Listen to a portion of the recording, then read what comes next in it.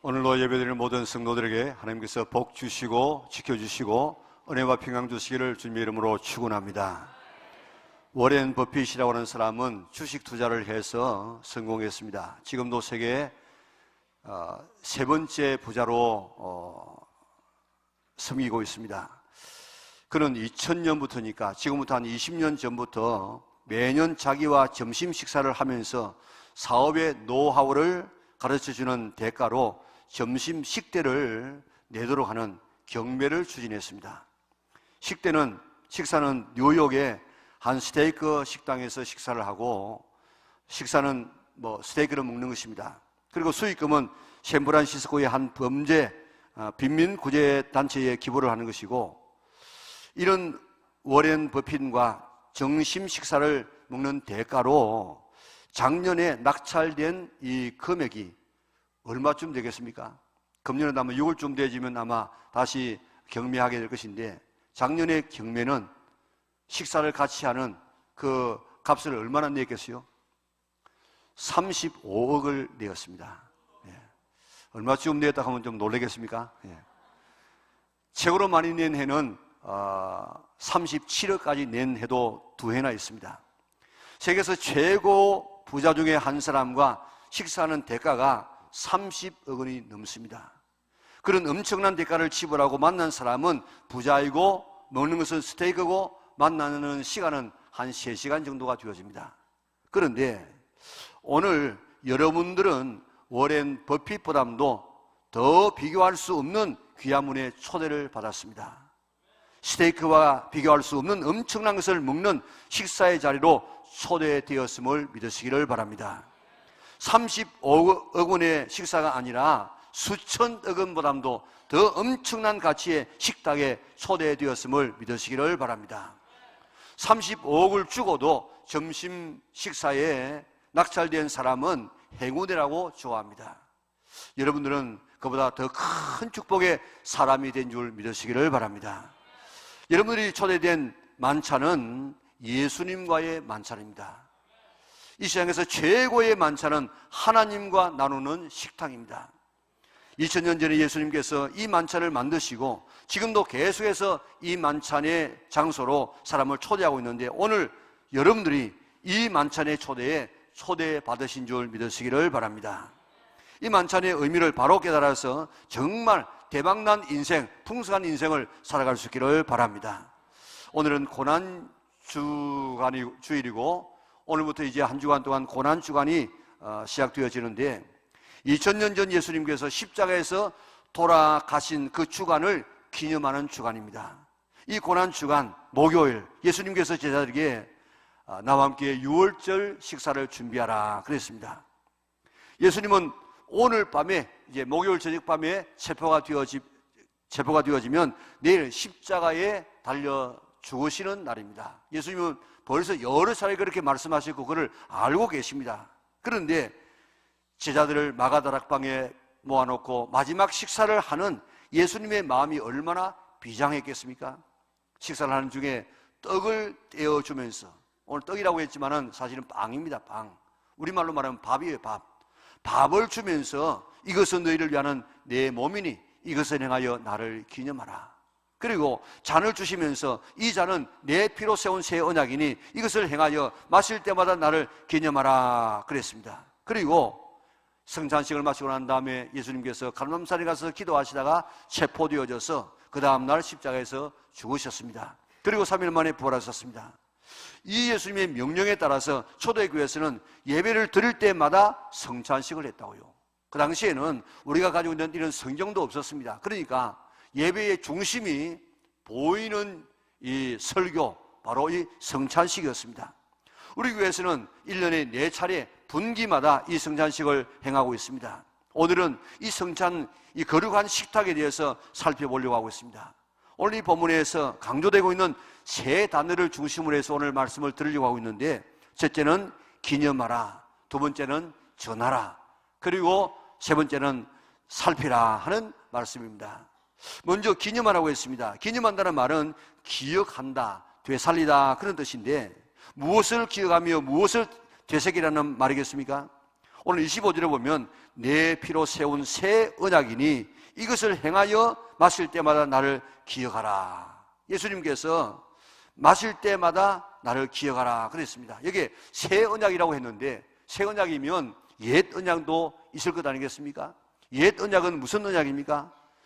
사람이 죄를 지었을 때 짐승을 잡아가지고 그 피를 가지고 나가면 하나님께서 너의 죄를 사해 주겠다는 이런 약속이 옛 언약입니다.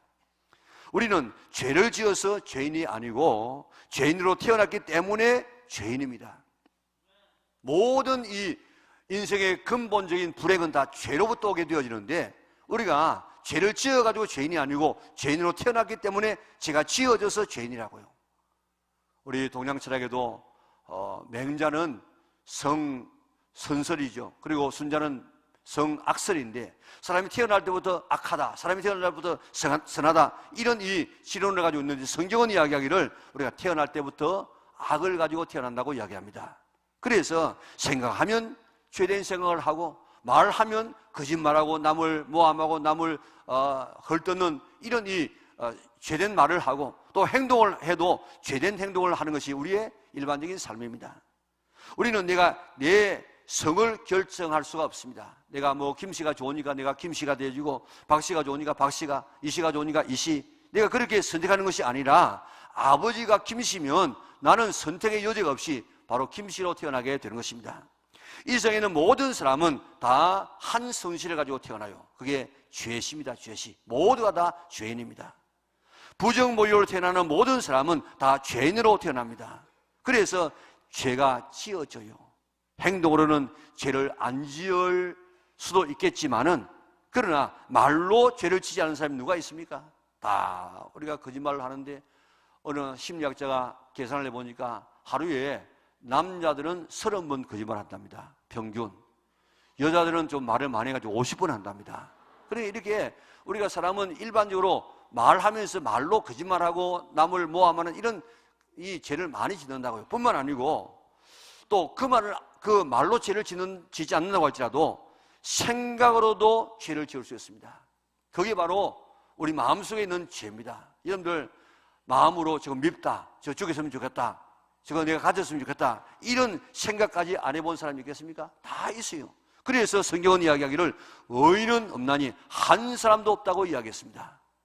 모든 사람이 다 죄인이라고 성경은 이야기하고 있는데 이 모든 사람이 죄인이라고 하는 이 말에 여러분들 동의하십니까? 나도 죄인이다 그렇게 동의하십니까? 성경은 그렇게 말하고 있다고요. 그게 사실이고 진리라고요. 그런데 죄의 삭은 뭐라고요? 사망이라. 사망. 모든 인류의 불행은 다 죄로부터 지금 시작되어집니다. 그런데 가장 큰 이 죄의 결과는 죽음이라. 죽음, 사망입니다. 이 땅에서 죄를 지으면은 벌금형을 받기도 하고 또 구류형을 받기도 하고 때로는 큰 죄를 지으면 사형을 당하기도 합니다. 그런데 하나님 앞에서 죄를 지으면 사망이라고 했습니다. 이 사망은 죽음으로 끝나는 것이 아니고 영원한 지옥에서의 고통을 말하고 있습니다. 지옥은 너무너무 끔찍한 장소입니다. 유황불이 영원히 타는 곳입니다. 그러면서 구데기도 타서 죽지 않는 곳이라고 이야기했습니다. 가서 만약에 지옥이 우리가 유황불에 타가지고 죽으면 괜찮아요. 죽으면 끝이니까. 그런데 우리의 영은 죽지 않습니다. 영원히 천국에서 살든지 지옥에서 살든지 둘 중에 하나인데 지옥은 영원히 우리가 고통당하는 그런 장소입니다. 죄를 지으면 이런 장소에 가야 됩니다. 쇠붙이는 집채만한 쇠붙이도 물에 넣으면 가라앉고 바늘만한 쇠붙이도 물에 넣으면 가라앉습니다. 이 쇠는 물에 넣으면 가라앉는 것이 그의 속성인 것처럼 오늘 인간이 죄를 지으면 어떤 죄든지 그 죄는 다 지옥에 가기에 충분한 능력을 가지고 있습니다. 하나님께서 사람을 만드실 때 이런 곳에 가도록 만들지 않았습니다. 영원한 천국에서 영원토록 행복하게 주님과 더불어서 살도록 만들었는데 사람이 죄를 지음으로 이런 곳에 가서 영원히 고통받게 되어졌습니다. 그래서 하나님께서 우리를 그런 곳에 가지 않도록 어떻게 하면 되겠는가? 하나님의 무한하신 지혜를 가지고 지혜를 짰어요. 그래서 죄를 사하는 길을 마련했습니다. 레위기 4장에 보면 죄를 사는 법을 자세하게 설명해 놓았어요. 내가 만약에 죄를 지었다고 하십시다. 그러면 하나님께서 약속하시기를 송아지 한 마리를 끌고 와가지고 하나님 내가 이런 죄를 지었습니다. 그래서 내가 지금 죽어야 되는데 오늘 내가 죽을 수 없기 때문에 이 송아지에게 내가 머리에 안수해서 내 죄를 이 송아지에게 덮어 씌웁니다. 그리고 이 송아지를 잡아서 피를 들고 가겠습니다. 그러면 그 피를 가지고 나가서 하나님 앞에서 7번 이렇게 뿌리고, 그리고 제단의 뿔에다가 바르고, 그리고 제단 밑에다가 붓게 되어지면 내가 너의 모든 죄를 사해주마 약속을 해주었어요. 이것이 옛 언약이에요. 오래된 언약이에요. 다시 말하면 짐승을 잡아서 그 피를 뿌리면 너희의 죄를 용서해 주겠다는 것이 옛 언약입니다. 짐승의 죽음을 네 죽음으로 간주해 주겠다는 것입니다. 그런데 어떻게 짐승의 피가 인간의 죄를 사할 수 있겠습니까? 이것은 하나의 상징이에요.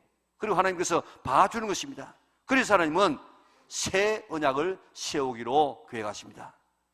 인간의 죄를 사하기 위하여 죄 없으신 하나님의 아들 예수 그리스도를 이 땅에 보내셔서 십자가에서 살을 찢고 피를 흘려 우리 죄를 대신해서 죽으심으로 우리의 죄를 다 씻어주겠다. 죄의 씻음 받았으니까 하나님의 자녀가 되어지고 천국 갈 수 있도록 해주겠다. 하나님께서 그렇게 약속하셨어요. 이게 새 언약입니다. 새 언약. 이 하나님의 새 언약을 믿고 받아들이면, 다시 말하면 예수님께서 내 죄 때문에 십자가에서 달려 돌아가시고 나를 살리기 위해서 십자가에서 달려 돌아가시고 나를 하나님의 자녀 삼기 위해서, 나를 지옥 보내지 않기 위해서 하나님께서 예수님을 보내셔서 그 예수님이 십자가에서 내 대신 죽었다는 사실을 믿기만 하면, 받아들이기만 하면 너희 모든 죄를 다 사하여 주겠다. 그렇게 약속해 주셨습니다. 이게 새 언약입니다. 우리 히브리서 9장 13절부터 한번 읽어볼까요? 같이 읽겠습니다. 염소와 황소의 피와 및 암송아지의 죄를 부정한 자에게 뿌려 그 육체를 정결하게 하여 거룩하게 하거든 하물며 영원하신 성령으로 말미암아 흠없는 자기를 하나님께 드린 그리스도의 피가 어찌 너희 양심을 죽은 행실에서 깨끗하게 하고 살아계신 하나님을 섬기게 하지 못하겠느냐. 아멘.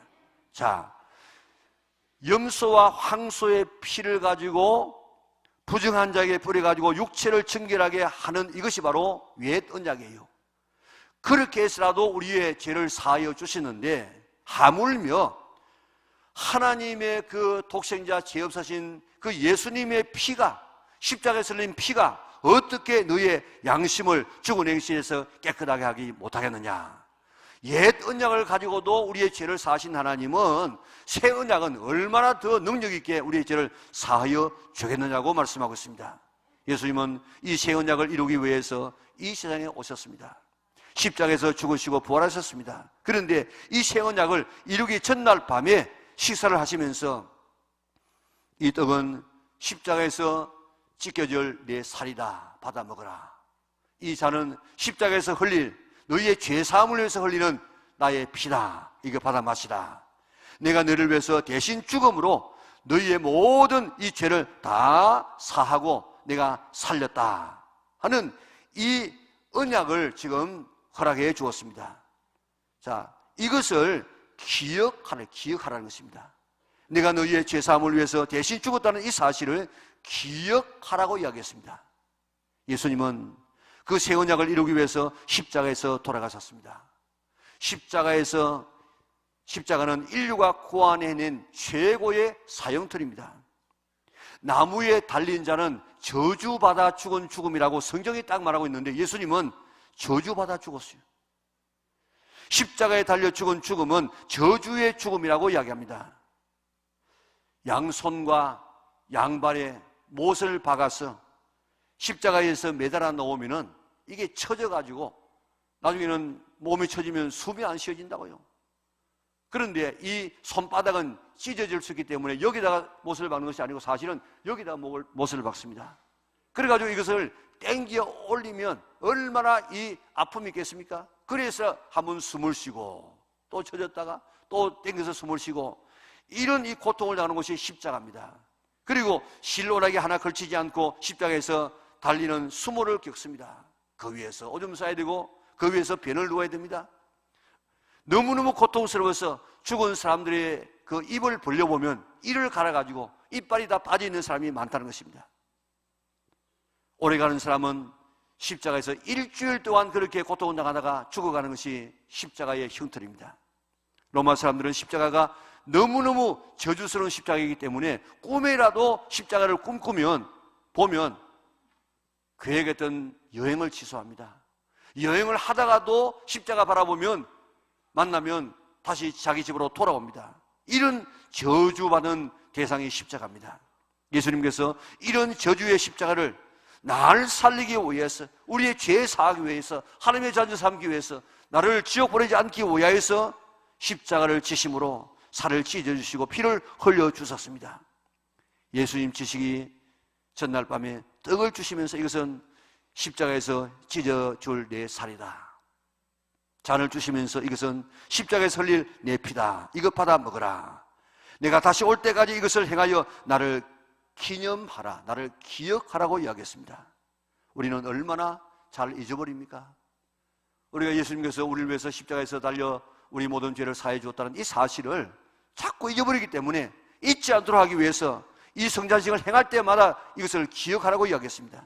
우리는 예수님의 명령에 의지해서 이 성찬식을 오늘 행합니다. 그러므로 성찬은 예수님의 십자가의 죽음을 기억하면서 예수님을 내가 먹는 예식, 예수님의 살과 예수님의 피를 먹는 예식입니다. 요한복음 6장에서 예수님은 굶주린 5,000명을 먹이시고 나는 생명의 떡이니 내게 오는 자는 결코 줄이지 아니할 터요 나를 믿는 자는 영원히 목마르지 아니하리라. 그러면서 계속해서 이런 말씀을 하십니다. 우리 같이 한번 읽어보겠습니다. 예수께서 이르시되 내가 진실로 진실로 너희에게 이르노니 인자의 살을 먹지 아니하고 인자의 피를 마시지 아니하면 너희 속에 생명이 없느니라. 내 살을 먹고 내 피를 마시는 자는 영생을 가졌고 마지막 날에 내가 그를 다시 살리리니 내 살은 참된 양식이요 내 피는 참된 음료로다. 내 살을 먹고 내 피를 마시는 자는 내 안에 거하고 나도 그의 안에 거하나니 살아계신 아버지께서 나를 보내심에 내가 아버지로 말미암아 사는 것 같이 나를 먹는 그 사람도 나로 말미암아 살리라. 아멘. 예수님을 먹는다는 말은 예수님을 받아들인다는 말입니다. 예수님을 영접한다는 말입니다. 예수님을 믿는다는 말입니다. 예수님께서 십자가에서 내 대신 살을 찢어주시고 피를 흘려주셔서 내 모든 죄를 다 사해 주셨다는 사실을 받아들이는 것, 믿는 것, 그것을 예수님을 먹는다, 그렇게 표현하고 있습니다. 그 사실을 행동으로 보이게 하는 것이 사건이 바로 오늘 우리가 가지게 되는 성찬인 줄 믿으시기를 바랍니다. 성찬을 행할 때 예수님께서 나를 살리기 위하여, 내 죄 사하기 위하여, 나를 지옥 보내지 않기 위해서 내 대신 십자가에서 이렇게 죽으셨구나 하는 믿음을 가지고 이 성찬에 임할 수 있기를 바랍니다. 이것이 오늘의 말씀에서 기념하라, 그런 말입니다.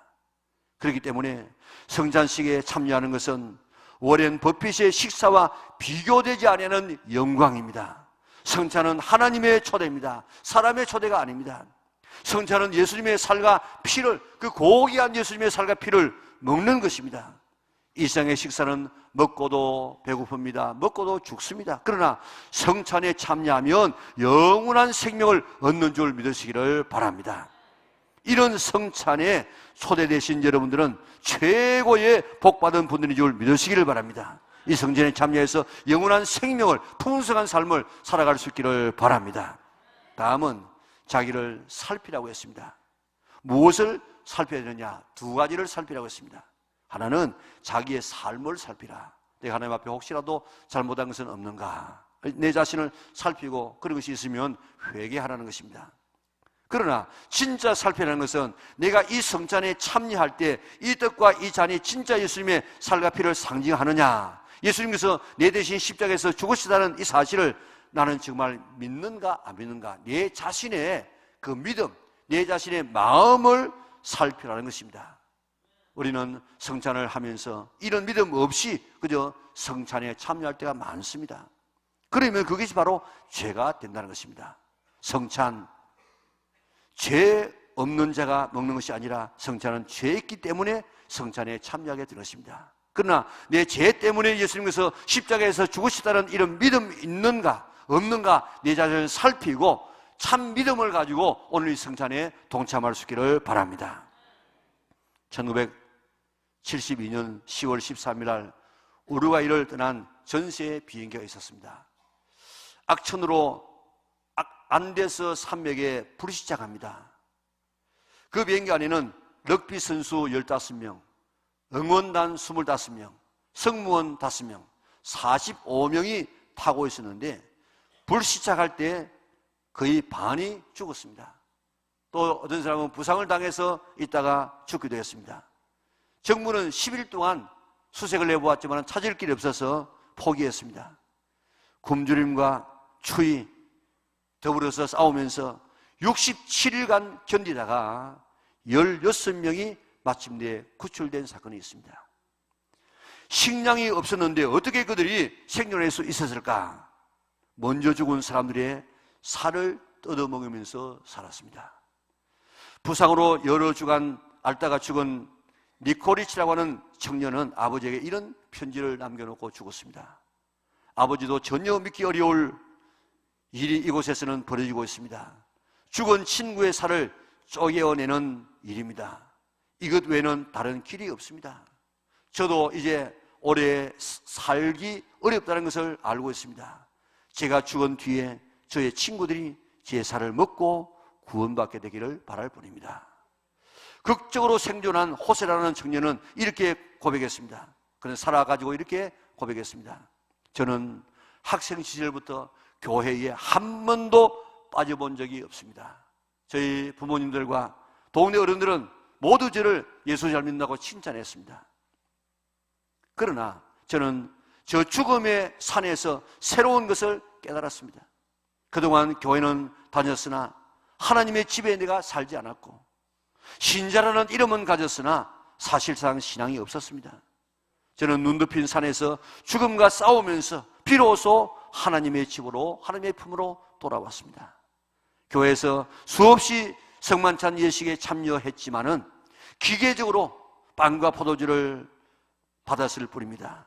그 뜻이 제 마음에 와 닿지를 않았습니다.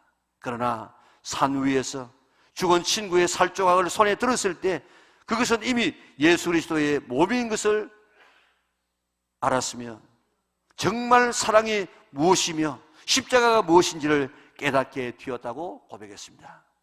그들은 죽었기 때문에 친구에게 살을 주어서 친구의 생명을 살려냈지만 예수님은 하나님의 아들입니다. 죄 없으신 몸입니다. 온 천지 만물을 창조하신 전능하신 하나님이십니다.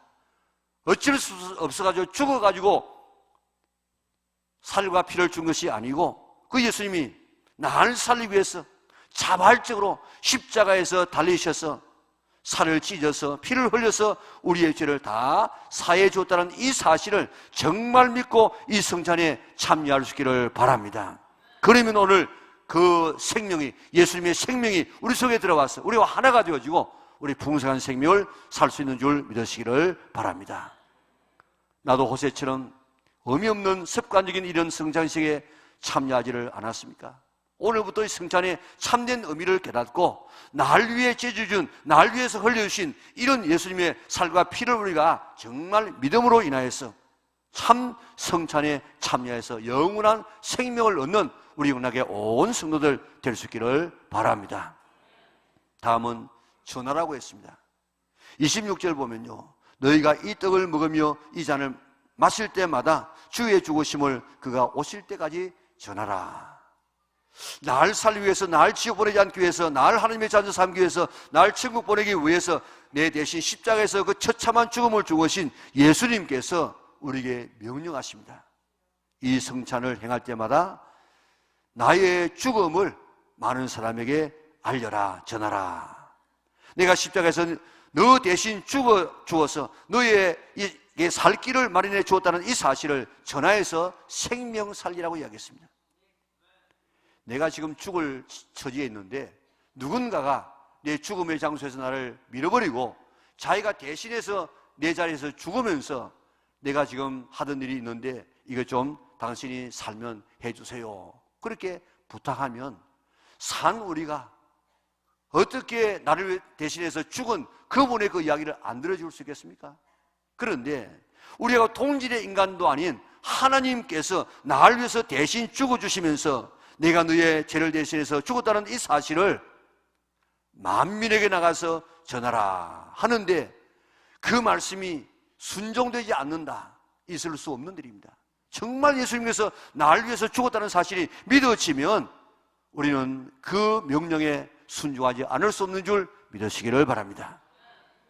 저 서울 양화전에 가게 되어지면 514명의 선교사들의 묘가 있습니다. 그 무덤에 묻힌 첫 번째 선교사가 헤론이라는 선교사인데, 거기는 어린아이, 우리나라에 와가지고 태어나자 죽은, 몇 살 있다가 죽은 이런 어린아이로부터 시작해서 젊은, 적어도 한 20대 후반, 30대 초반에 이런 대부분의 선교사들이 그런 분들이고 대부분 다 이 의사들입니다. 그런데 그 첫 번째 묻힌 사람이 헤론이라는 사람입니다. 그는 미국에서 한국으로 파송된 최초의 선교사입니다.